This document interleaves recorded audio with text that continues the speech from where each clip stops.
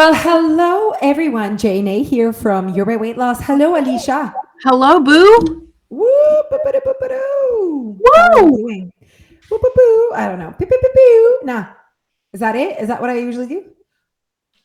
Erica Kramer, everyone. Do-do-do-do. Nah, what's happening? Oh my God, we guys. If you knew, We are losing it. We're losing our touch. we're losing our touch. I think it's because we are tired. Yeah.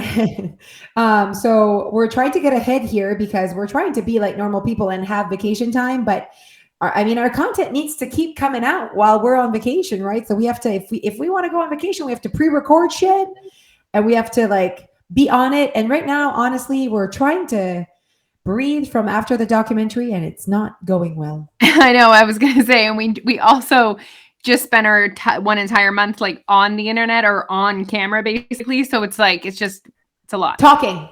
We spent the last month talking. So much talking. So basically, we're like, "What do you want to talk about today?" And she's like, "Oh my God, I don't know." And then I came up with like one idea, and then she's like, "I think we already did a podcast on this." I was like, "I think so too." But we actually rocked it. We ended it strong. I love what we're going to talk about today. The humans need to talk about these topics, these hot topics right now at Your Weight Loss. We actually just started 10 hot topics. So these are our meetings of the week. Because it's our 10-year anniversary, we're being super corny, cliche. I don't know which one is the right one. Corny. I like it. With our themes. So we just finished the 10 S's to success. And we just started hot topics this weekend, everyone. So we're going to go and have a cold notes. Cold notes. Is that a short notes? Cold story. Coals, not cold like frit. Not cold. Coal. There's no D? No. Cold notes. And why is it called that? Good question. I actually think that you used to be able to buy in the bookstore. It was like a Coles note. So like for books that you were supposed to read in school, I think you could like go to like Chapters and buy like the Coles notes version of Shakespeare or whatever. Wow. I always thought it was colds with a D. Okay, perfect. And how do you write coal? Colekohl? Is it like Coles, like the store? Coles notes. COLES. Our student guides to literature published in Canada. The Coles bookstore first published Coles notes in 1948. Wow. That was before anyone was French. No one was French before 1948. So no one knows that it's called Coles French. So proud of myself right now. That was amazing. Okay. Yeah. So basically today's podcast and Thursday's podcast is about our 10 hot topics. And we're just going to go quick, kind of like lightning round, what we have to say about these topics. I like it. So basically, guys, at Your Weight Loss, every Saturday we come up with brand new content. Jose and I do a duo together, which is us discussing the topic. And then her and I each go live and have a meeting with our members. So obviously, if you're a member, you would get way more in-depth for each one of these conversations. But we just kind of want to touch on each one with you guys and give you our opinion, why we pick them for a hot topic. Yeah, no, I like it. So hot topics for us are things that are like, in the weight loss industry, these are hot topics and also maybe words that come up a lot when one wants to lose weight. They could also be controversial. That's why they're like a little hot topic. And we're just going to go and quickly say give our opinion and our perception. And you're going to listen and love it. So, okay, what's the first one, Alicia? Okay, the first one is binging. Ooh, come on down. It's kind of heavy. That's a heavy hot topic though. Okay, for me, so let's just go and say how we feel about that word. Is that okay? Okay. Yeah. So for me, punching. Wow. Pinching. This is going to be something to listen to, everyone. Stick around. You never know what's going to come out. Goodness. I don't know what's going to happen with me being 3 weeks away from you and not parler en anglais. Oh, wait, Dana's with us. So probably the last few days I'll be speaking English, but it's crazy how I lose like my touch when I don't spend a lot of time with you. Okay. Which we just spent a lot of time together, but it's been 2 days. So in the last 48 hours, I've missed you and I've only talked en français. It's true. Okay. So binging. I see that as like well, I know, okay, again, this is not a serious topic, but a sensitive topic. So I Yes. just want you guys to listen to this with like, find yourself in our words. Okay, we're not also not painting everyone with the same brush. What's important to me is binging, I think, is also a label that of a way that you behave. So for example, someone be like, oh, I just binged. That was binging. So it's not a word that I use often. I don't think I don't use it often, not because I don't quote unquote binge. I think it's because I don't label my actions with those typical things that maybe I've done in the past. Like I really try to not label how I behave other than I made a choice. Yep. So for me, binging is not something that I say that I do, not because I don't necessarily binge, but I don't label it as that. So for example, the days after the documentary, I shared with you guys, like I think what I did or how I behaved the few days after the documentary would have been labeled as emotional eating and binging. But I did not label my behavior that way. I was just like, I definitely ate past fullness. I also really reflected on why I was behaving that way. So for me, binging is a label that I think we just throw around almost. But I also understand that there is a disorder of binging. And I understand that I think that if you think you have more serious things you want to work on in regards to binging, to talk to your physician. Yeah, I agree. What does binging mean to you? Like, define binging. Like, how would you define binging? I think binging for me is when you are not it's not loss of control, but kind of you could be very much in the moment. I think there's obviously different kinds. You could literally be mindlessly eating, not at all present in your consumption of food. But I think if we were to just look at the definition of binging, it would just be consuming a high quantity of food in a short amount of time. I think that is what maybe Google would say to us. What about you? Yeah, it's like kind of losing control, consuming a lot of calories in a small period of time. And it's also, eating way past hunger. So Yeah. it's in a moment that you're just it's not about hunger. It's just really eating. Yeah. And Yeah. and I think that probably people what everyone would define as binging is different. Like, you know what I mean? I really think that I could define something as a binging moment for me, but someone else they wouldn't recognize that. So define it for yourself. Right. I think I that if we, oh, go. I do think it's something that we need to talk about more. I think it is something that affects more people than we realize. Mm. I think many people that are struggling with their relationship with food are also struggling with episodes of binge eating. And I think there's a ton of shame and embarrassment attached to binge eating. And I think if we could destigma it a little bit, maybe more people would talk about it and how they overcome it and how they feel, and we could learn from each other. But I think it's something not a lot of people are talking about right now, so we're not learning from each other about it. I do see what you're saying. I feel like binging equals bad. It's a bad behavior. It's a habit. And that I don't like. I don't like. For me, it's like, let's look into it. Let's see um how we can figure out why this is happening, because it is an action, it's a behavior that you're doing. So I think it's like anything else. If you were to behave in a certain way, you would want to know why if you behave in a way that you don't like it, you don't like that you do that, you would go and look deeper into why you're behaving that way. And that's what we would recommend, right? For binging, it would just be go look into prior thoughts, prior emotions, prior whatever, and then during and then after as well. A lot of reflecting, you guys. Nothing else will fix it. Yeah, that's exactly what I was going to ask you before we moved on to the next one. I was going to say, what was your advice? And for me too, for sure, I would ask for you to identify specific triggers. So that could be a certain food item in your home. It could be a certain emotion. It could be a certain time of day. It could be a hunger level. And then to try to pinpoint your triggers, but then really listen to yourself think, because you could have a trigger and maybe that's emotions. Okay.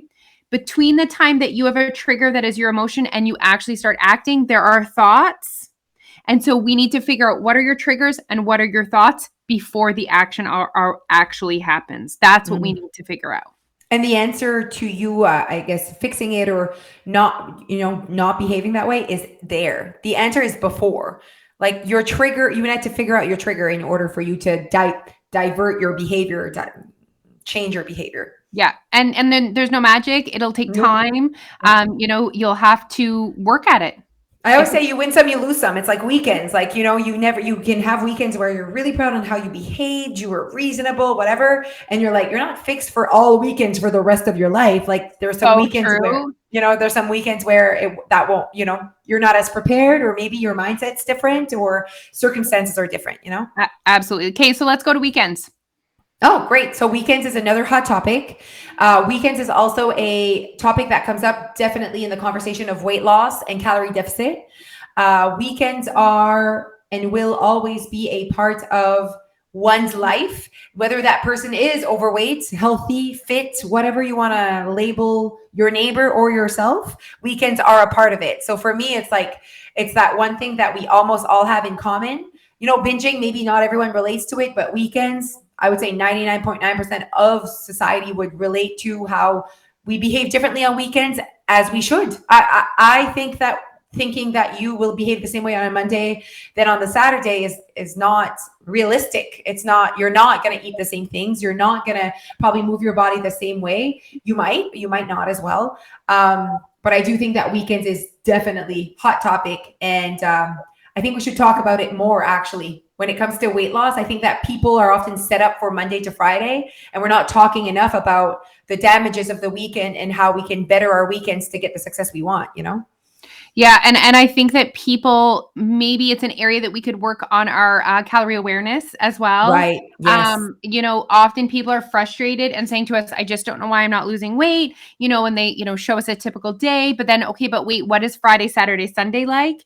And, you know, to be fair, some diets quite literally would say, take your cheat day on Saturday, eat whatever you want. It doesn't matter. So a lot of people that did diets that gave them a full cheat day still are having a little bit of that mentality on the weekend, thinking, well, it's one day, how like, you know, but it's math. So if you guys consume 10,000 calories over on a Saturday, you're probably not going to create a deficit on average that week. Yeah. And for me, I do believe that if there's one part of your week where you need to create more awareness, it's your weekend. So I think my advice for weekends would be create awareness. That's it. And change your language around weekends. So awareness and language, those were two of my biggest things that I needed to work on when I chose to no longer live that life of, you know, feeling more deprived during the week and kind of giving her over the weekend. I lived that life for a very long time. There's nothing bad about it. There's nothing wrong with that. It's just when I realized that I was not okay anymore with how I needed to behave during the week to get the results I wanted, that's when I knew that I needed to work on my weekends. And so I didn't go and attack my weekends and say, like, you need to eat, you know, chicken and broccoli and no more date night. It was, you need to stop labeling your weekend as this thing that doesn't matter. It does. And you need to stop. When you wake up on Saturday mornings, there was a different feeling and a different language. And I just started to work on my language first and creating awareness on how much it adds up. When you just quote unquote, don't care or don't at all look at anything and you're just giving her, ça monte vite, because you're choosing things that are very high in calories, and chances are you're going high in volume as well. And that combination is a lot. Yeah. And my advice for people, if they're watching or listening and they're like, yep, I'd like to work on my weekends. Like you said, create calorie awareness. I'd also love for you to create awareness around what parts of your weekend are most important to you. You know, because sometimes for myself, I identified that I wanted a break from cooking, but that would often turn into a lot of a calorie dense food. But I realized I could get that same thing that I needed out of less calorie dense food. So it was that I wanted a break from cooking. So when I created awareness around that, I was like, okay, well, I could do this and still work towards this goal. Absolutely. And I think that, you know, if people look at me and they're like, oh my God, like she gets to go on date night and then they have this really yummy supper and whatever, I needed to create awareness around the rest of the day because I did not want to let that part go. So please know that you can be yourself. What you need to do though is realize that, you know, when we say, I want all of the things all of the time, that is not what you want. That's not true. You don't want all the things all the time. You want permission.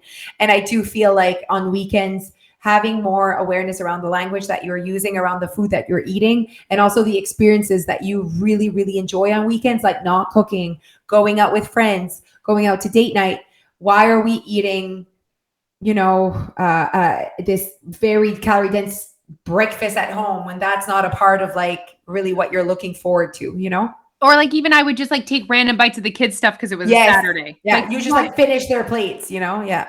I want to ask you one more question about weekends. Do you think that you having more flexibility during your week, so like a lunch here or there, maybe a piece of pie that your mother-in-law dropped off, do you feel like incorporating more flexibility during your week helps you to be more reasonable during the weekend? 1000%. And I did not think that was a thing. So I just like want to be transparent. I truly believed that for the rest of my life, I would just eat all the things on Saturdays because I didn't think that I could stop my relationship with Saturdays just because it had been a part of my life for so long. I remember saying, even if I end up eating whatever I wanted during the week, I would still give her on the Saturday. And that was false. I was just like scared of, it was like, so I never gave myself permission. And now I see that if I am investing in my weekdays, I don't feel the need to give her on a Saturday because I just had a week very satisfied and not feeling deprived.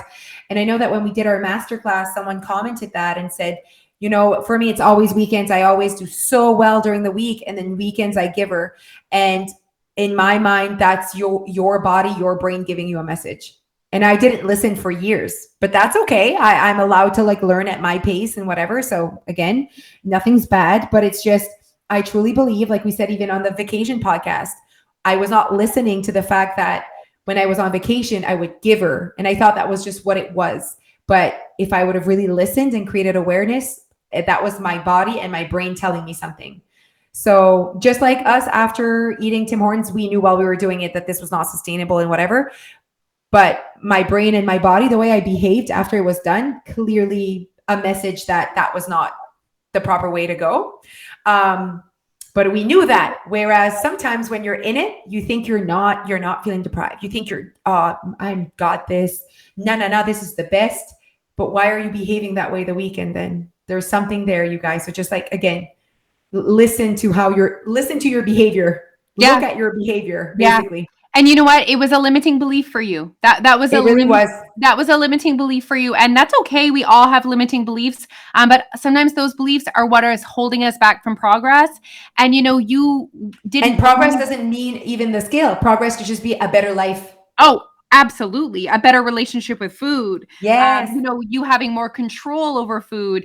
But sometimes we have to force ourselves to experience something different to really know. How many people said to us, oh my gosh, I could never do that with the Tim Hortons experiment. And I wanted to say, but how do you know? Like, until you personally experience something, you do not know how it's going to end. You don't. No, I agree. Okay. Yeah. Go. Next is nighttime eating. Oh, mon Dieu. That is a hot topic in the weight loss industry, mon Dieu. And why is that a hot topic? It's a hot topic because some people say don't eat at night. Some people say it's fine to eat at night. Some people, and I do think it's also a hot topic because I think a lot of people, I don't want to say struggle, but like struggle with nighttime eating.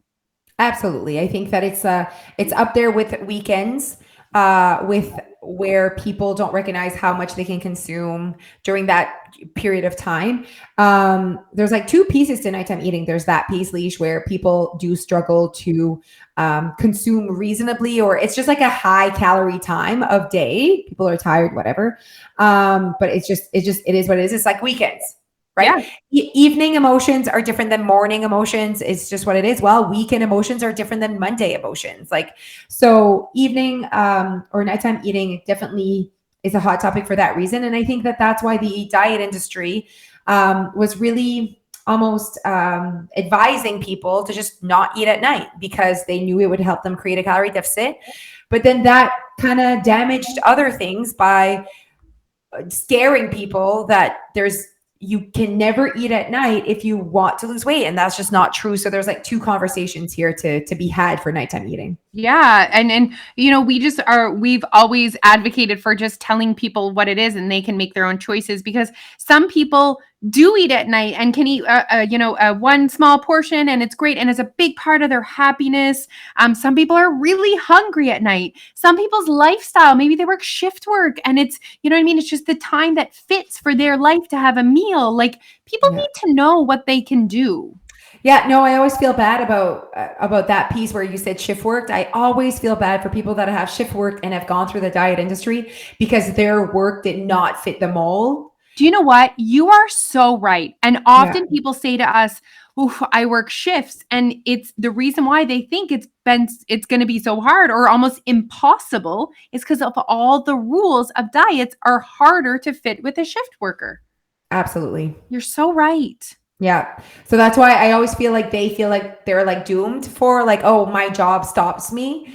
So I think they deserve to know. Like when someone's like, oh, my work, I'm like, oh, that changes nothing, honestly, in terms of your fat loss journey. Like you just eat at a different time than other people. But we've been told so much though that it really does matter if you eat after 7:03. Special fat goes onto your body, and like it's very odd what has happened in our brains. Oh my god, ça m'enrage des fois. Like Okay, just so like what's your advice for nighttime eating?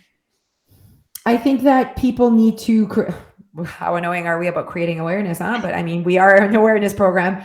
I think that people need to create awareness and almost like create some sort of definition for them of why they need it or don't want to, and actually create a really good relationship. I mean, understanding calorie deficit, that it does not matter. So I think you then need to make a choice if that's a part of who you want to be or not. It's like eating breakfast. Like, do you want to eat breakfast or not? Well, do you want a nighttime food or not? And then if you're like, yes, I would love to be able to eat at night, well, figure that out. Like, and don't say, I would love to eat at night. It's part of my food values, but I can never stop eating and I always, eat the whole bag. Well, figure out ways to have both, and that might take time, but it's like everything else. Yeah. Now, for me, for sure, if you do want to eat at night, if you make that choice, set yourself up for success. So, Yeah. buy pre-portioned stuff. Make sure you're sitting on the couch, eating it mindfully, not standing in your pantry. Eat your supper, knowing that there's still more coming. And Mm, and adjust, tweak, figure it yeah. out. Basically, find your way to eat Yeah. at night. Absolutely. 1000%. Okay, processed food. Oh, mon Dieu. I have nothing to say. I don't know stuff. No, but okay. Why is this hot topic? Is because it's that conversation of oh my God, it brings me back to that post that I'll never forget. It was like, it's pretty simple. I was following someone that I was on, then I unfollowed after this post because I'm like, we're just not on the same page. I can't keep reading about how simple it is, but yet your 3 advice, like it was 3 tips to lose weight without counting calories. Okay. I'm like, oh, this is interesting. And it's like, 1, don't be a smoker. What does that have to do? Like okay. So I'm like, okay, cool. And I understand like what they mean. It's like, basically it's like to be healthier. Okay. So I'm not even a smoker. And I think that's like a really big step. It's not just like step 1, you know what I mean? Yeah. So I can just imagine someone that is a smoker and you just read, don't smoke. Like that's okay. Like they're not just gonna be like, that's easy. Anyways, step 2 was plant-based, like more plant-based foods. My goodness. Like that is a big step 2, and step 3 was move your body. So, I mean, those 3 things, leash done. You just have to not be a smoker. You have to move your body and be plant-based. That seems simple. Like for me, it's not that though. Like, so processed foods, the reason why it's a hot topic right now is because I think that Whole Foods is like really sexy right now. It's like put on a pedestal, which of course it should be nutrient dense foods, plant-based. It's like sexy right now. It's like the trend. It's like it's trendy to, obviously the whole gluten-free and whatever. I don't even know what I'm saying because you could be gluten-free and be right processed though. So I know that as well. But that's what comes to mind. Why is it a hot topic? Is because processed foods are labeled as bad, and it's almost like they should be avoided. Sorry, and which it's all food values. Like in my mind, it's like I don't want. It's almost my opinion just becomes an opinion. Like my words are just my words, so you should just decide what you want to do when it comes to this. Yeah, I think that we just need to give space for people to say that Right. clearly. And also, guys, processed food is a spectrum. Mm, Pretty much everything we consume is processed on some level. Like, so we need to really be aware of that. Like, where are we getting to the point where we're only eating fruit that falls off trees? Like, yeah. that's like a thing. So processed food is obviously a spectrum. It doesn't have to be all or nothing. Clearly, the least amount of processed food, like minimally processed food, is better for your health. However, having conversation about health and weight loss are actually two different conversations. Mm, They absolutely overlap. And the reason why we can't just say don't eat processed foods is because we do not live in a utopian world. mm, We live in a world where highly processed food is a big part of our culture. It is a big part of what we have access to. It is a mm. lot of what we can afford. So I think that just telling people to not have any not only eat unprocessed food is actually not fair, and it's No, not. I agree. And No, and as I'm having this conversation, I'm actually a person that very highly values minimally processed food, but I still think that that advice is unfair to give everyone. no, I agree. And that's why I was like, oh my God, you can't just put that in bullet form. Two, plant-based. But I know that's like a whole like culture shift and like mindset shift. Like in my mind, I'm like, you have to be at a certain place in your mindset and in your life to want that. They're like, that's not like what the majority of people are like striving to do, to, you know what I mean? And I just feel like the conversations that we're having, that society's having a lot of, or even on the internet, is not like meeting people where they're at, and it's not like the conversation that actually is going to drive them to make changes. Absolutely, You because know, they it's just have like to, yeah, they have to believe that it's possible. yeah, and If then we yeah, tell these people that they had to go all to this extreme, it's just going to feel like too much of a mountain. no, I agree, and I think that we're the almost like one of the only ones that's having the conversations of meeting people where they're at, and letting them make their own choices and not feel bad. Like, not only are we allowing you to make your own choices, we're like, there's nothing you should do. Like, we're not going to be like, but you should be less processed. Not if you like, let's not feel like shit for our choices. That's it. Done. Done. Like, done. Okay, last one, eating out. Oh my goodness, my favorite. Okay, why is this a hot topic? Because people think they can't eat out and lose weight. They think that weight loss and eating out cannot coexist, and we need to talk about that. Absolutely. People truly believe that eating out and weight loss cannot coexist. Right. And they're going to blame weight loss. Okay, so even today at Spin, we were talking about something, and I said that I had 4 classes in 24 hours just because I'm trying to take over Julie's classes, right? So I said so I teach every day at lunch. So some of them signed up for every day at lunch, and they're like, oh, it's like they're doing the countdown. So basically they're like 4 more left. You know what I mean? Of Josie classes at lunch. Okay, hilarious. And I said my countdown is literally tomorrow at lunch will mean that I've done 4 classes in 24 hours. And then like the rest of the week is just 1 class a day, like normal, you know? Okay. So it's just today and tomorrow, whatever, it's all good. And once I was done and I said that, someone said, and that's why you can eat donuts. That's why you can eat donuts. Because of my classes of spin. And then I'm like, but don't you understand that I was spinning like this before and not eating donuts and not losing weight? So like, it's like, again, it's that, and we were just having fun, all this good, nothing negative there. But it's obviously people label eating out as you can't lose weight, but if you do excess exercise, or if you they try to find another reason why someone would lose weight eating out, so that's very interesting to me, other than just calorie deficit, right? But eating out is definitely something that can coexist with weight loss. And it depends what kind of eating out we're talking about, because I think it's 2 different conversations. I almost think that it's easier to coexist weight loss and eating out, like takeout, because, or like chain restaurants, fast food, because the nutritional information for pretty much everywhere is available to you. So you just look, you make your choice. Everything is a choice. You can go to McDonald's, but choose to get a Big Mac and a water. That's 550 calories. That's probably less calories than your supper that you would have at home. Yeah. So, that you can clearly coexist that. Eating out at a restaurant is harder. I was going to say, I knew exactly where you were going. And often that, I know people that their lifestyle it's not eating out that maybe is making it difficult for them to achieve their goals. It's their lifestyle. Busy, busy, always at a restaurant, always like not on vacation, but traveling. Well, yes, that makes coexisting with weight loss difficult because you're sitting at your sit down restaurants and there's butter and there's salt and there's carbs and there's just high calorie foods that you cannot calculate and create a deficit almost. It's like it makes it really difficult. It's almost like if every meal you ate came from a recipe that you did but didn't know how much you weren't counting anything. That's difficult, you guys. But like, I mean, like if everything you ate was like a chili or a lasagna or a whatever, like, and you didn't count calories, like you didn't know how much you were eating or measuring anything, that would be difficult to know if you're in a calorie deficit or not. So you would look into portions. So, I mean, you could definitely be that person that travels a lot and has that lifestyle of eating out and traveling. You would just have to be really smart with portions. Absolutely. Moving your body. Yes. Yeah. So what's important is that you know that it can coexist, but there are a spectrum of levels of difficulty with whatever food values you have, you know? Yeah. And create calorie awareness around the food you're consuming. So obviously oil and butter, it's going to be high calorie. Like it's not just the act of sitting at a restaurant that makes us consume excess calories, guys. It's what we put in our mouth when we get there.